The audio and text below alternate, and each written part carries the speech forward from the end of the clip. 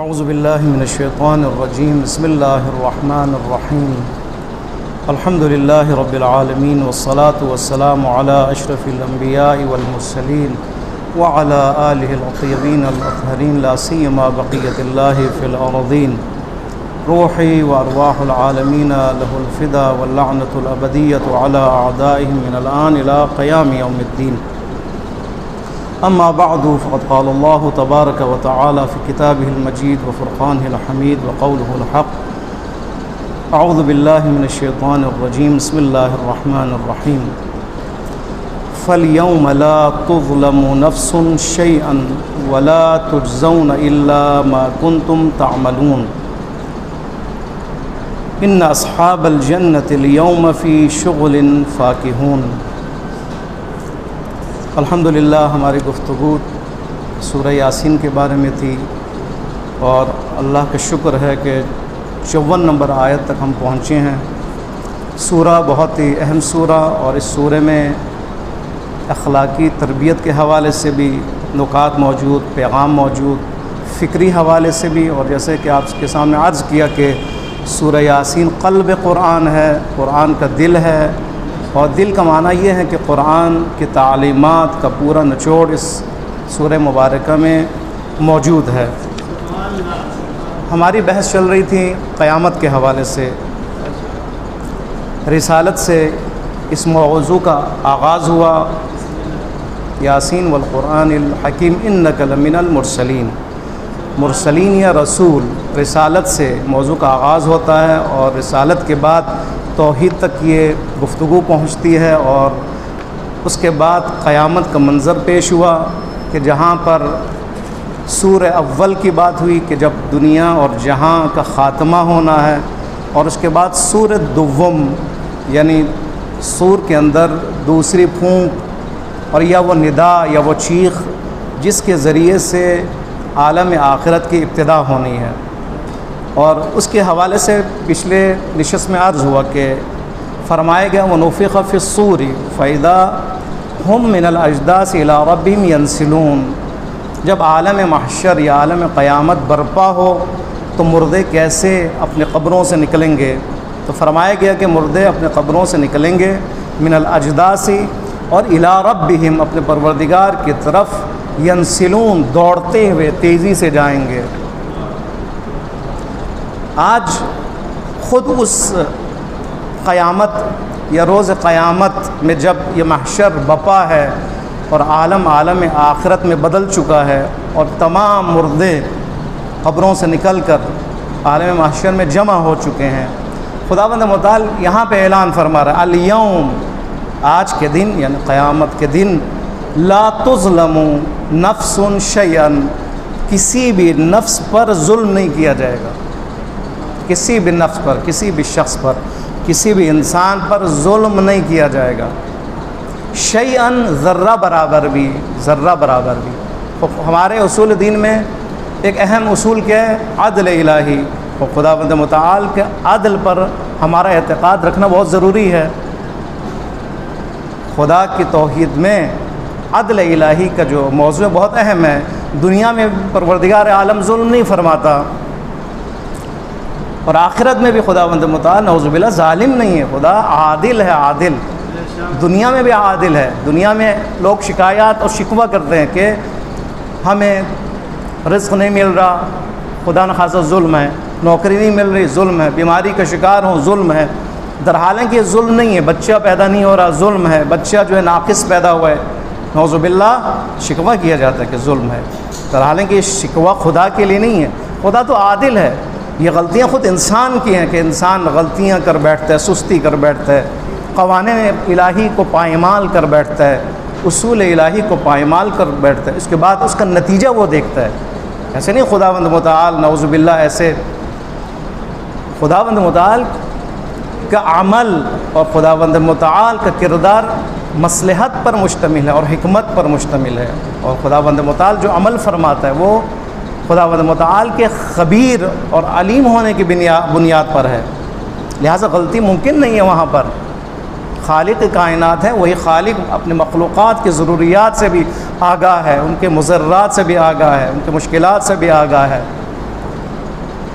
ان کی پریشانیوں سے بھی آگاہ ہے، سب سے آگاہ ہے، اور انسان کو اس پریشانیوں سے نکلنے کے لیے بھی اصول فرما دیے گئے احادیث میں، قرآن میں، کہ کیسے انسان ان بحرانوں سے نکلنا ہے، ان مشکلات سے نکلنا ہے، پریشانیوں سے نکلنا ہے، اپنے سستی دور کرتے ہوئے، اپنے آپ کو بیدار کرتے ہوئے، دشمن شناس بنتے ہوئے، خدا شناس بنتے ہوئے، نفس شناس بنتے ہوئے یہ انسان اپنے مشکلات سے نکل سکتا ہے۔ فرماتے ہیں خداوند متعال لا تظلموا، آج کے دن ظلم نہیں فرمائے گا کسی نفس پر ذرہ برابر بھی۔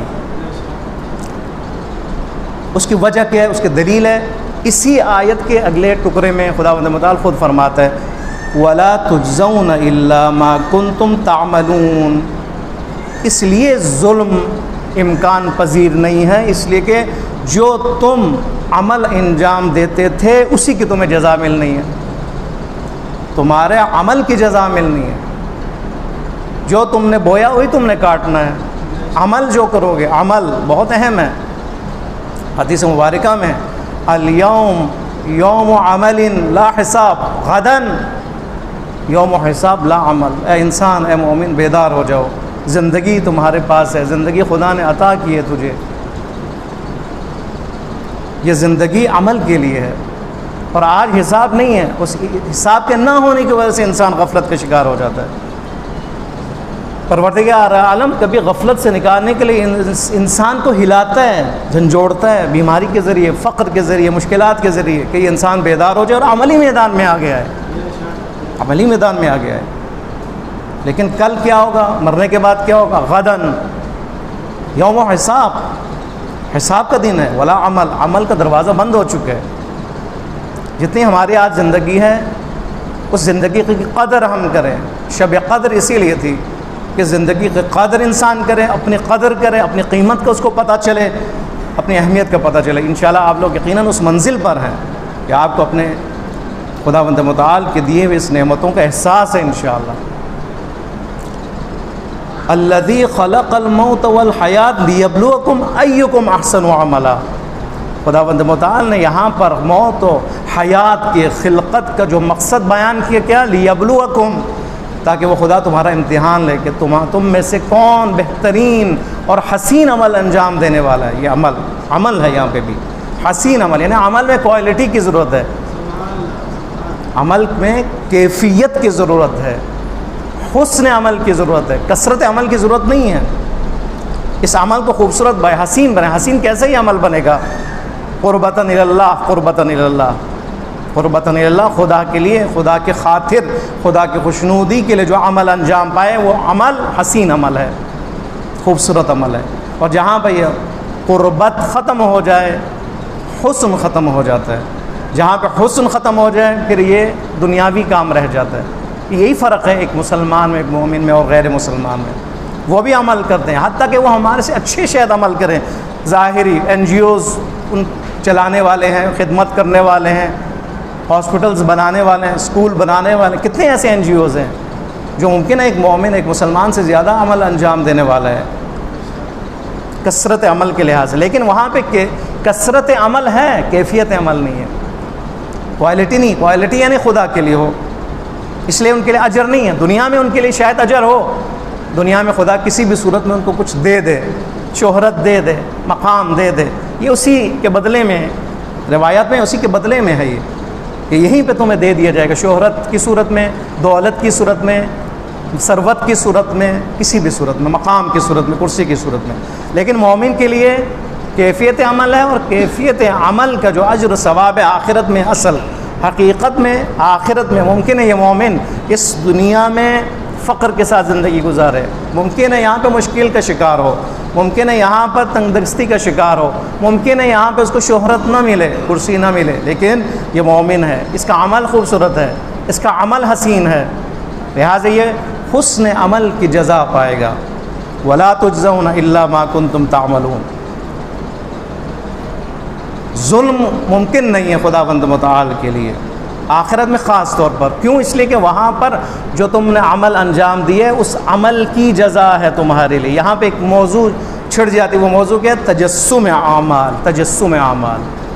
کہ وہاں پر انسان جو کچھ دیکھتا ہے، جو صورت اس کی بنتی ہے، اس کا عمل ہے، ہو بہو اس کا عمل ہے۔ یہ عمل جسم کی شکل اختیار کر گیا، یہ عمل کسی اور صورت میں آ گیا ہے۔ انسان جو نمازیں پڑھتا ہے، انسان جو تہجد ادا کرتا ہے، صدقات دیتا ہے، یہاں پر وہ عمل کسی اور صورت میں، لیکن خداوند متعال اسی عمل کو آخرت میں کسی اور صورت میں انسان کے سامنے لے کے آتا ہے۔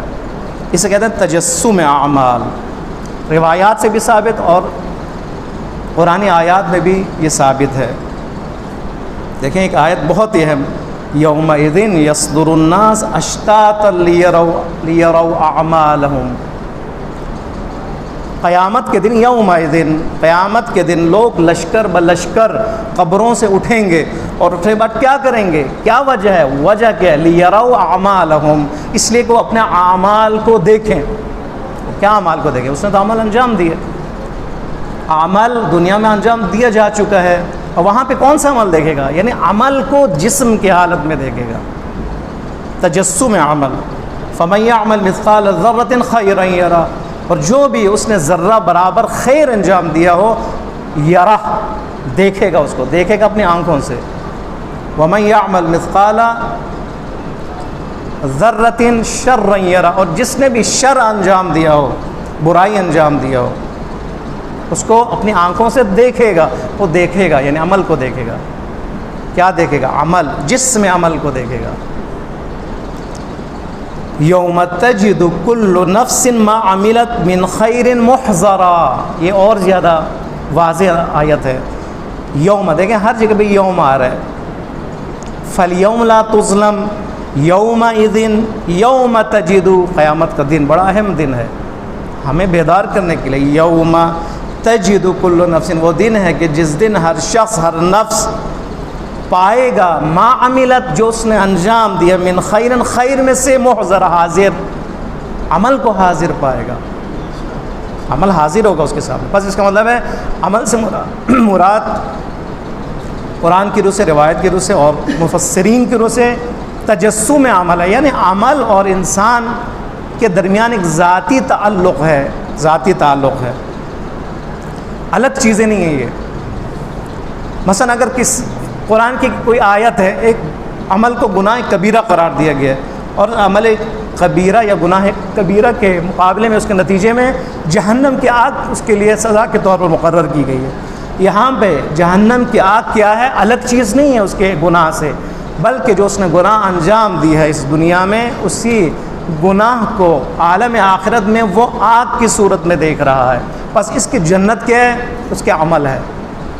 اگر اس نے حور دیکھے ہیں اور حور کی زیارت کی ہے اور حور سے انشاءاللہ وہ شادی کرنے والا ہے، تو وہ حور ایک الگ چیز نہیں ہے کہ خدا خلق فرمائے، بلکہ خلق فرمایا خدا نے، لیکن اس کا عمل ہے، عمل اس کا عمل ہے، اس کا حسین عمل ہے۔ حسن عمل کا یہ تو نتیجہ ہے، حسین عمل حسین حور کی صورت میں آپ کو، بہترین عمل بہترین چیز کی صورت میں آپ کو وہاں پہ ملے گی، برا عمل برے چیز کی صورت میں آپ کو وہاں ملے گی۔ جہنم کی آگ ہمارے برے عمل ہیں، وہاں پر تازیانوں کا مارا جانا ہمارا عمل ہے، وہاں پر طوق کا پہنایا جانا ہمارا عمل ہے، زنجیروں میں جکڑا جانا یہ ہمارا اپنا عمل ہے، وہ زنجیر ہمارا اپنا عمل ہے۔ یہاں پہ ہم نے اپنے آپ کو زنجیروں میں جکڑا ہے، یہاں پہ ہم نے اپنے آپ کو غل اور زنجیروں میں جکڑ کر اپنے آپ کو بٹھایا ہے، اپنے آپ کو حرکت میں نہیں لے کے اپنے آپ کو جامد اور راکد بنایا ہے، اور خدا کے حضور میں جانے کے لیے وہ حرکت ہم نے نہیں کی۔ اس زنجیروں نے، نفسانی زنجیروں نے، خواہشاتی زنجیروں نے ہمیں اس دنیا میں جکڑے رکھا، حرکت نہیں کرنے دیا، ہمیں ترقی نہیں کرنے دی، ہمیں آگے نہیں بڑھنے دی، ہم جکڑے رہے، لیکن ہمیں پھر بھی احساس نہیں ہوا کہ ہم تو جکڑے گئے ہیں، ہم تو زندان میں بند ہے۔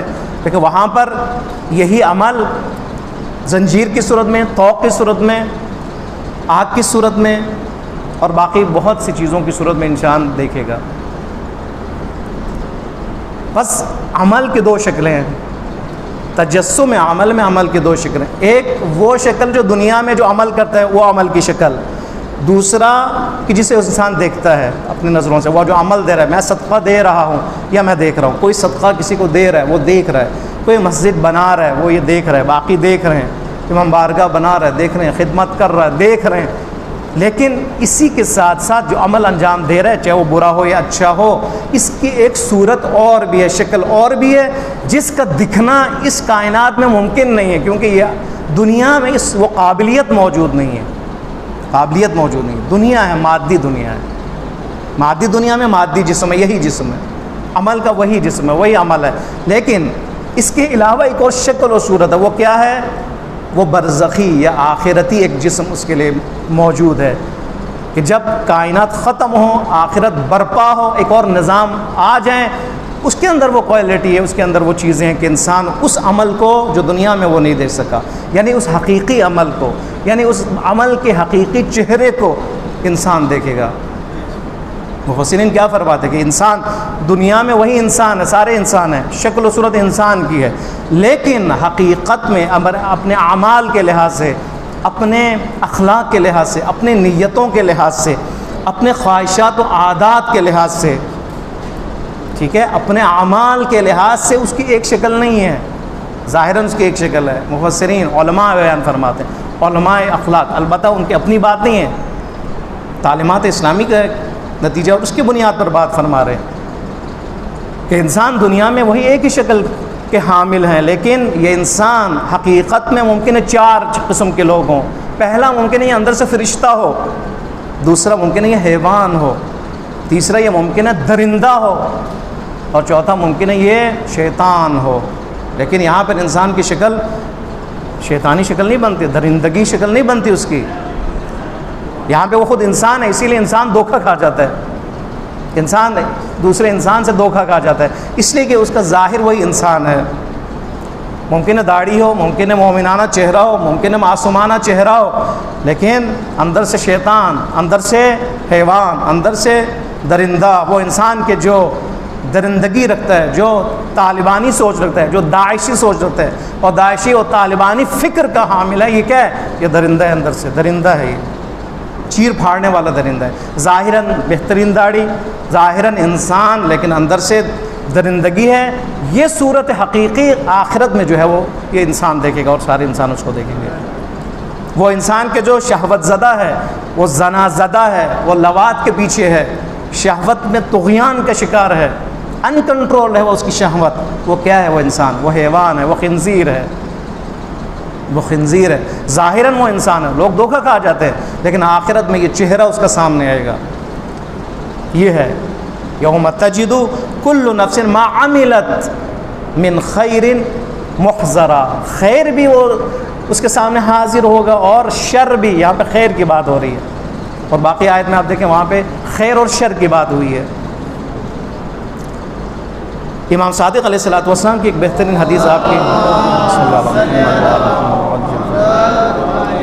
آپ فرماتے ہیں اذا بعث اللہ المؤمن، غور کیجئے گا، اذا بعث اللہ المؤمن من قبرہ، جب پروردگار عالم ایک مومن کو قبر سے نکالے گا، خارج فرمائے گا اس کے قبر سے، خرج معہ مثال، خداوند متعال اس کے ساتھ ہی، جب اس کا جسم نکلے گا اس کے ساتھ ہی ایک اور جسم بھی خداوند متعال خارج فرمائے گا۔ مثال یعنی ایک اور جسم مثالی، یہ جسم مادی نہیں، ایک اور جسم وہ بھی نکل رہا ہے قبر سے، اور اس کے ساتھ ساتھ ایک اور جسم بھی نکل رہا ہے، یقدم امامہ، یہ جسم اس کے اپنے جسم سے آگے آگے چل رہا ہے، اور وہ پیچھے پیچھے۔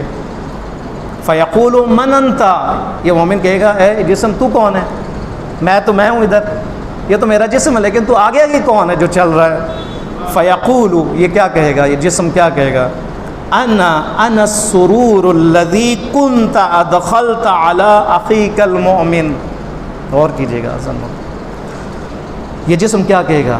میں وہ خوشی ہوں کہ جس کو تو نے اپنے مومن بھائی کے دل میں ڈالا تھا، میں وہ خوشی ہوں جسے تو نے ادخلت علی اخیک المؤمن فی الدنیا، دنیا میں وہ خوشی کہ جو تو نے ایک مومن کے دل میں ڈالا، اس کو خوش کیا، اس کو مسرور کیا، اس کو سرور دیا تو نے، وہ میں ہوں، وہ جسم ہوں میں۔ دیکھیں آپ کا ایک خوش دینا، آپ نے ابھی پیسے نہیں دیے، آپ نے کچھ اور نہیں دیا، آپ نے اس کو کوٹھی نہیں دی، آپ نے اس کو بڑی کوئی چیز نہیں، خوشی دی ہے، خوشی پروردگار عالم کو یہ خوش کرنا کتنا پسند ہے، کتنا پسند ہے پروردگار عالم کو. ہم تو اس کو بہت ہی کم سمجھتے ہیں، اہمیت نہیں دیتے اس کو خوش کرنا کیا ہوتا ہے. خوش کروں یا نہ کروں کیا ہوگا، میں کچھ دوں یا نہ دوں کیا فرق پڑے گا، کیوں نہیں پڑے گا. آپ دیں گے وہ خود آپ کے لیے قیامت کے دن خوبصورت ترین شکل میں حاضر ہوگی وہ چیز. اس سے بڑی کیا ہے؟ ایک سرور، ایک خوشی جو آپ نے دی، ایک بات کہہ دی، آپ نے ایک لطیفہ سنا دیا، اچھا اخلاقی لطیفہ سنا دیا، خوش کر دیا آپ نے. بیچارہ فقر میں مبتلا تھا، آپ نے کچھ پیسے دے دیے، خوش ہو گیا. وہ بیچارہ پریشان ٹینشن میں تھا، آپ نے اس کے ٹینشن کو دور کر دیا، وہ خوش ہو گیا. بیمار تھا، آپ نے علاج کے لیے بندوبست کیا، وہ خوش ہو گیا. جو بھی خوشی کے اسباب ہیں، ان اسباب کے ذریعے جو خوشی آپ کسی میں جو خوشی منتقل کریں گے اور انسان کو خوش کرے گا، اس کا چہرہ نکھرے گا اور کھلے گا. خداوند متعال ادخلا، خداوند متعال اس کے ساتھ قبر سے وہ جسم خوبصورت بھی نکالے گا جو اس سرور کی وجہ سے اس کو عطا ہوا ہے. پھر کیا کہے گا یہ جسم؟ خلقنی اللہ، خلقنی اللہ، خدا نے مجھے خلق کیا ہے، عز وجل منہ لأبشرک، تاکہ میں تمہیں بشارت دوں. وہ جسم کہے گا کہ خداوند متعال میں وہ سرور ہوں کہ جسے تو نے ایک مومن کے دل میں ڈالا اور مجھے اللہ نے خلق کیا تاکہ میں تجھے بشارت دوں، تجھے خوش کروں. اس نے خوش کیا، آج قیامت کے دن یہ خود جسم بن کر اس کو خوش کر رہا ہے. یہ عمل کا رد عمل ہے. یہ دنیا یہی ہے کہ انسان جو کرے گا وہی پائے گا، وہ جو وہ بوئے گا وہی کاٹے گا وہ انسان. اور آخرت اور انسان میں ایک رابطہ ہے، عمل اور انسان کے آخرت کے جو جزا اور سزا ملنے اس میں رابطہ ہے، اس میں رابطہ ہے. لہٰذا ہم جو بھی عمل کریں ہم نہ سمجھے یہ ضائع ہو رہا ہے،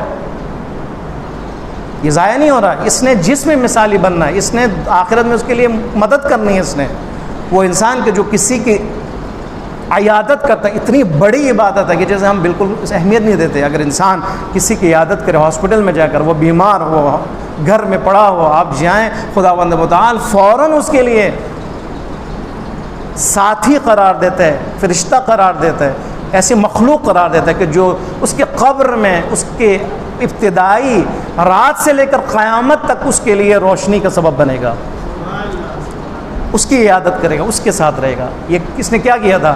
اس نے ایک بیمار کی عیادت کی تھی، اس کی تنہائی دور کی تھی. خداوند متعال فوراً ایک مخلوق کو خلق فرمائے گا، ایک فرشتے کو خلق فرمائے گا. یہ فرشتہ قبر میں اس کی عیادت فرمائے گا اور ہمیشہ کے لیے. تنہا نہیں ہے یہ شخص تنہا نہیں ہے. 2 دفعہ گیا، 2 فرشتے اس کے لیے منتخب ہے. آپ زندگی میں اگر 100 دفعہ کسی کی عیادت کریں، اس کا مطلب ہے آپ مطمئن رہیں کہ جب قبر میں اگر آپ جائیں تو آپ تنہا نہیں ہوں گے، 100 فرشتے آپ کے ساتھ ہوں گے. یہ کیا ہے؟ تجسم عمل ہے. یہ کیا ہے؟ خدا کی دین ہے، خدا کی عطا ہے. اس کے حوالے سے ہم سوچیں، فَالْيَوْمَ لَا تُظْلَمُ نَفْسٌ، آج کے دن کسی نفس پر ظلم نہیں کیا جائے. خداوند متعال منصف ہے، خداوند متعال انصاف کرنے والی ذات ہے. سوئی کے برابر بھی کسی پر ظلم نہیں فرمائے گا. اگر کوئی سزا کسی کے لیے معین ہے اس سزا کو نہیں بڑھائے گا، اگر کسی کے لیے اجر ہے اس اجر کو کم نہیں فرمائے گا. یہ ہمارے لیے خوشخبری ہے. لا تظلموا، خدا ظلم نہیں فرماتا، اور پروردگار عالم کسی کے ظلم کو برداشت بھی نہیں کرتا. آج یوم القدس ہے، خداوند متعال کسی کے ظلم کو برداشت نہیں کرتا، اس ظالم کو مٹا دیتا ہے.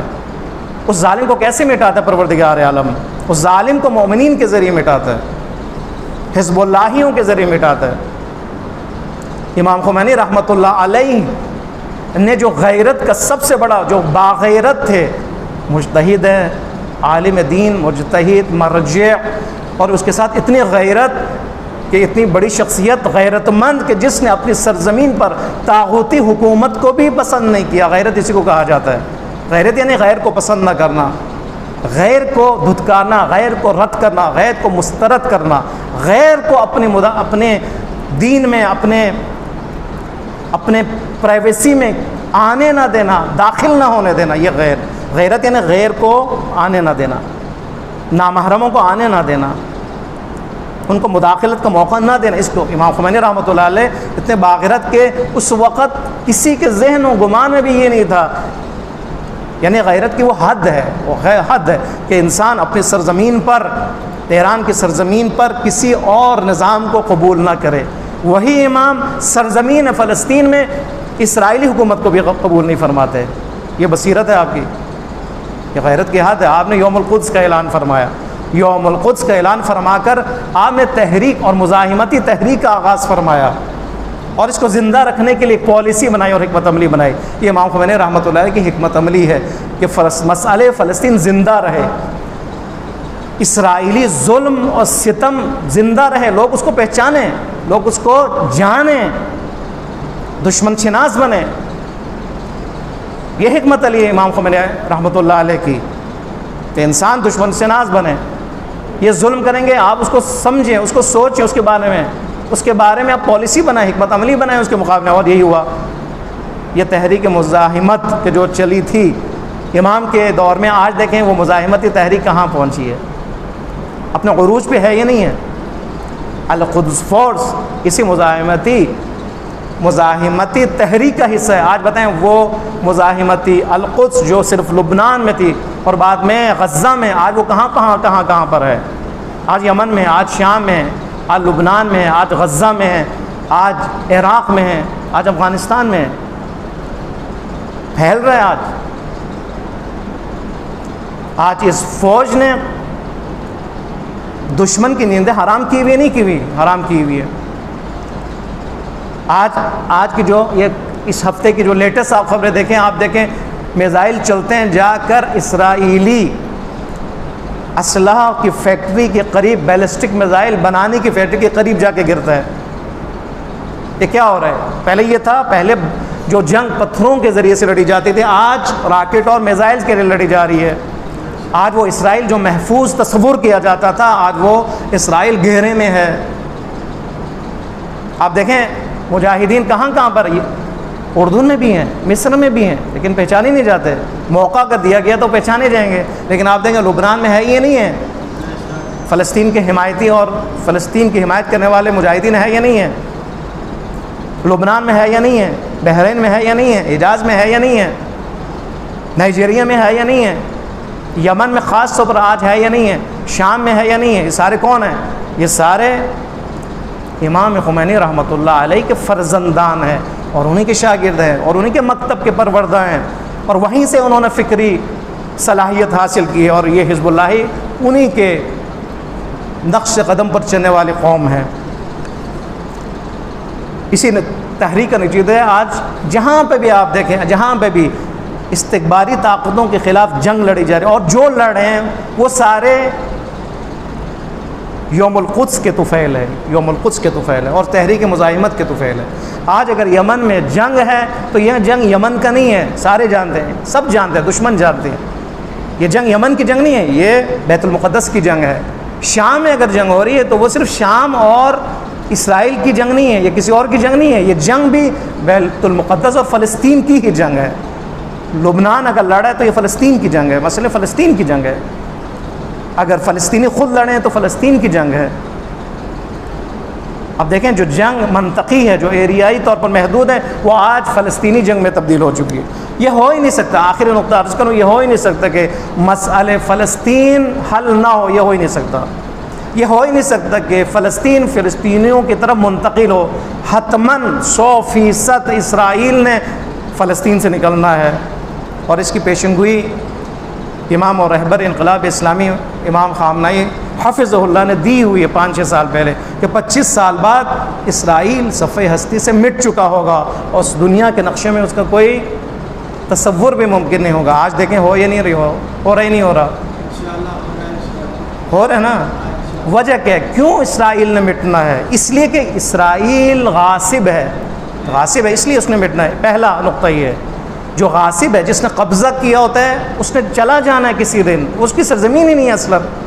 کسی نے اگر کسی کے گھر میں قبضہ کیا ہو تو آپ بتائیں وہ رہے گا وہاں پر؟ وہ تو ہمیشہ ٹینشن میں رہے گا، وہ تو اضطراب میں رہے گا، وہ تو پریشان حال رہے گا۔ قابض ہمیشہ ڈر اور خوف میں رہتا ہے۔ کوئی اگر دستخط دے ڈر جاتا ہے، کوئی اگر بیل دے ڈر جاتا ہے، کوئی پولیس اگر اس کے گیٹ پہ آ جائے وہ فوراً اضطراب کا شکار ہوگا۔ کیوں؟ اس لیے کہ غاصب ہے، اس کا گھر نہیں ہے۔ آج فلسطین میں اسرائیل کی ہی حیثیت ہے، ڈر میں، خوف میں، تذبذب میں، اضطراب میں ہے۔ کہیں پہ کوئی گولہ آیا ڈر گیا، کہیں پہ کوئی میزائل آیا ڈر گیا، بارڈر پہ کوئی بحران پیدا ہوا ڈر گیا۔ یہ اسرائیل ہے، اسرائیل قابض ہے، نطفہ حرام ہے، امریکہ کی ناجائز اولاد ہے اور ایسی سرزمین پہ اس نے قبضہ کیا ہے جو مسلمانوں کا مال ہے، مسلمانوں کی جگہ قابض ہے، لہٰذا قابض نے جانا ہے، یہ یاد رکھیں، قابض نے نکلنا ہے، یہ یاد رکھیں۔ اور وہ قابض کون ہو؟ اہل دنیا ہو، اس لیے اس نے نکلنا ہے، اہل دنیا ہو۔ دیکھیں آج سورہ جمعہ میں ہم نے خداوند متعال کی وہ آیت بہت اہم ہے، یا قل یا ایھا الذین ھادوا ان زعمتم انکم اولیاء للہ، اے یہودیو اگر تم اولیاء خدا ہو تو موت کی تمنا کرو۔ یہاں پہ یعنی موت کی تمنا نہیں کر سکتے، یہ یہودیوں کے لیے، یہودیوں کے لیے ہے۔ وَلَتَجِدَنَّهُمْ أَحْرَصَ النَّاسِ، سورہ بقرہ کی 96 آیت۔ یہ حقائق اور حقیقت ان کے چہرے سے یہ پردہ اٹھا رہا ہے خداوند متعال یہودیوں کے لیے خاص۔ وَلِتَجِدَنَّ، اے رسول آپ ان یہودوں کو پائیں گے، أَحْرَصَ النَّاسِ عَلَىٰ حَيَاتٍ، دنیا کے بارے میں حریص ترین، لالچی ترین قوم کون ہے؟ یہودی ہیں۔ وَمِنَ الَّذِينَ أَشْرَكُوا، قرآن فرما رہے حتیٰ کہ مشرکین سے بھی زیادہ دنیا کے حریص کون ہیں؟ یہودی ہیں۔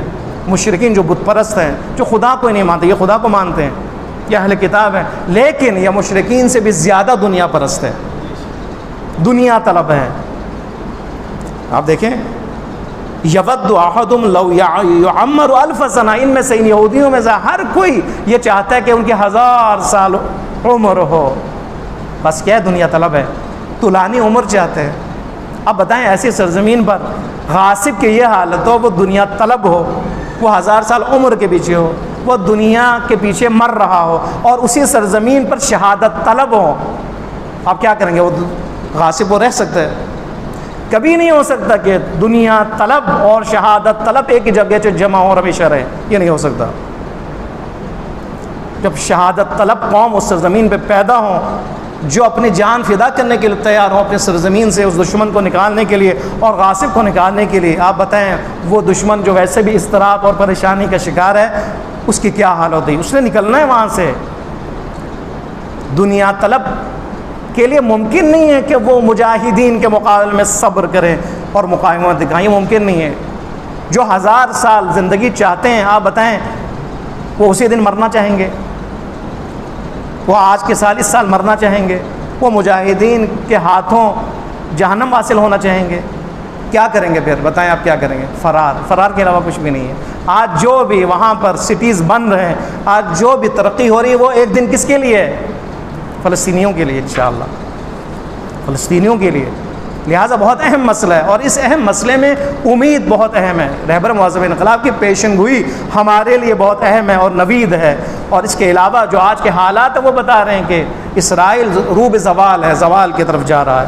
اور ہماری اسی ہفتے کی لیٹسٹ خبر ہے، اس میزائل کے اور کچھ دھماکوں کے بعد بہت سے اسرائیلی کہ جو یورپ کی طرف جا چکے ہیں، اور یہی اگر صورتحال رہی اور یہ رہے گی انشاءاللہ، کیونکہ محاصرے میں یمن نے اعلان کیا، اہل یمن مجاہدین نے، کہ ہم اسرائیل پہ اٹیک کریں گے۔ اس کے علاوہ حزب اللہ موجود، حماس موجود، ہر کوئی ہے جہاں پر بھی مکتب تشیع سے تعلق رکھنے والے اور وہ مکتب تسنن کے جو مطیع مکتب تشیع ہیں۔ آج حماس کون ہے؟ اہل سنت ہے، لیکن مطیع رہبر ہیں۔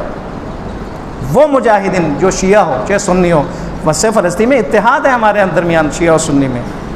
اسی لیے نوید ہے کہ آئندہ جو ہے نا یہ مسئلہ بہت جلدی، 25 سال بھی نہیں لگے گا، 25 سال سے کم عرصے میں یہ مسئلہ حل ہونے والا ہے۔ اس کی وجہ کہ جو بیان کیا ان کی حالت، اس کی وجہ کہ شہادت طلبوں کی موجودگی، اس کی حالت کہ وحدت، مسلمانوں میں وحدت ہے، مسلمانوں میں اتحاد موجود ہے۔ انشاءاللہ خداوند متعال وہ دن دکھائے گا کہ جب پورے مسلمان، ملت مسلمان اور وہ آزاد فکر لوگ اس سرزمین سے اسرائیل کے وجود کو ختم ہوتے ہوئے دیکھیں گے انشاءاللہ۔ آج ہی شاید ایک پروگرام بھی آپ اس میں شرکت کریں 3 بجے، اسلام پور سے شاید ہے، جی 3 بجے، یا ریلی ہے، موٹر سائیکل یا کار ریلی ہے، اس میں شرکت کریں اور اپنے موجودگی کا آپ لوگ اظہار کریں، اپنی موجودگی، آپ کا وہاں جانا، آپ کا شامل ہونا اور اس کا میڈیا میں آنا بہت اہم ہے۔ نہ کہیں کہ میں جاؤں گا تو کیا ہوگا، نہیں، آپ کا جانا، جو بھی اس کا میزبان ہو کوئی فرق نہیں پڑتا، کیونکہ مسئلہ فلسطین ہے اور اسرائیل کا مسئلہ ہے۔ جو بھی اس کا میزبان ہے آپ جائیں، اس میں شرکت کریں اگر آپ کے پاس ٹائم ہو، تاکہ انشاءاللہ اہل پاکستان کی غیرت کا مظاہرہ دوسروں کے لیے بھی ہو، اور یہ آپ کا آنا اور یہ تجمع اور یہ مظاہرہ بھی اسرائیل کی نیند حرام کرنے کے لیے کافی ہو انشاءاللہ۔ پروردگار عالم کی بارگاہ میں ہم دعا کرتے ہیں کہ خداوند بحق محمد و آل محمد ہماری اس خلیل عبادت کو قبول فرما۔ پروردگار بحق محمد و آل محمد قدس شریف کو آزاد فرما۔ پروردگارہ اس تحریک مزاحمت میں جو بھی مجاہدین شریک ہیں پروردگارہ ان کی نصرت فرما، غیبی نصرت فرما۔ پروردگارہ بحق محمد و آل محمد مجاہدین میں اتفاق و اتحاد کی توفیق عطا فرما۔ پروردگارہ بحق محمد و آل محمد جو بھی کفر و نفاق سے برسر پیکار ہیں، بالخصوص یمن میں، شام میں، عراق میں، افغانستان میں، ایران میں، حجاز میں، نائجیریا میں، بحرین میں، پروردگار ان سب کو فتح مبین عطا فرما، ان سب کو قدرت و قوت عطا فرما۔ پروردگار بحق محمد و آل محمد امریکہ و اسرائیل کو نابود فرما۔ پروردگار آل خلیفہ آل سعود کو ذلیل و خوار فرما۔ پروردگار بحق محمد و آل محمد اس نشست کو اپنی عبادت شمار فرما، اس کے ثواب و اجر کو ہم ہدیہ کرتے ہیں تمام انبیاء و اوصیاء و اولیاء و شہداء، بالخصوص شہداء مدافعین حرم، شہداء انقلاب، شہداء فلسطین، شہداء پاکستان، شہداء ایران و افغانستان، تمام شہداء نائجیریا و شہداء عراق و حجاز، شہداء یمن اور حاضرین کے تمام مرحومین کی طرف پروردگار ان کے درجات کو بلند فرما، ان کو اجر عظیم عطا فرما۔ پروردگار ان کو بھی مجاہدین میں شمار فرما، عاشقان اہل بیت میں سے شمار فرما۔ پروردگار ہم سب کو انبیاء اولیاء و شہداء کے ساتھ محشور فرما۔ پروردگار ان کی شفاعت ہمیں نصیب فرما۔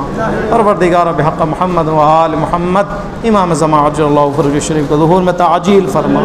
پروردگار آپ کے ظہور کے وقت اگر ہم اس دنیا میں نہ ہو، قبر سے ہمیں پروردگار مبعوث فرما۔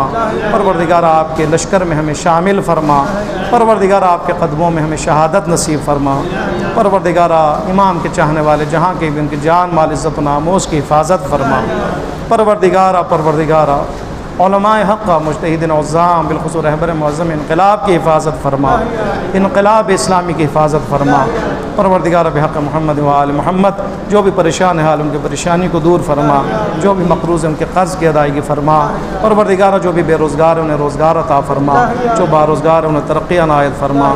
پروردگار بحق محمد و آل محمد جو بے گھر ان کو گھر عطا فرما، جو بے اولاد ہیں انہیں اولاد صالح عنایت فرما، جو اولاد نرینہ سے محروم ہیں انہیں اولاد نرینہ عطا فرما۔ پروردگار بحق محمد و آل محمد و بحق قرآن ہم سب کے اولادوں کی خود تربیت فرما، ان کی تربیت کے لیے بہترین اسباب فراہم فرما، انہیں فتنوں سے محفوظ فرما، حیا و عفت و غیرت دینی عطا فرما۔ پروردگار شعور و آگاہی و بصیرت عطا فرما۔ پروردگار بحق محمد و آل محمد جو بھی بیمار ہیں پروردگار دعا کریں آپ آمین فرمائیں۔ پروردگار ان سب کو شفاء کاملہ و عاجلہ عطا فرما، بالخصوص حاضرین میں سے اگر کوئی بیمار ہے، ان کا کوئی بیمار انہیں شفا عطا فرما، صحت و تندرستی عطا فرما، اس وائرس کے شر سے ہم سب کو محفوظ فرما، جو بھی اس کا شکار ہے انہیں نجات عطا فرما، ہم سب کو تمام امراض جسمانی روحی معنوی و فکری سے محفوظ فرما۔ پروردگارہ جو بچے تعلیم سے محروم ہیں خدایا بحق محمد و آل محمد اس محرومیت سے ان کو خارج فرما، تعلیمی میدان میں اس وائرس کی وجہ سے جو رکاوٹیں ان رکاوٹوں کو دور فرما۔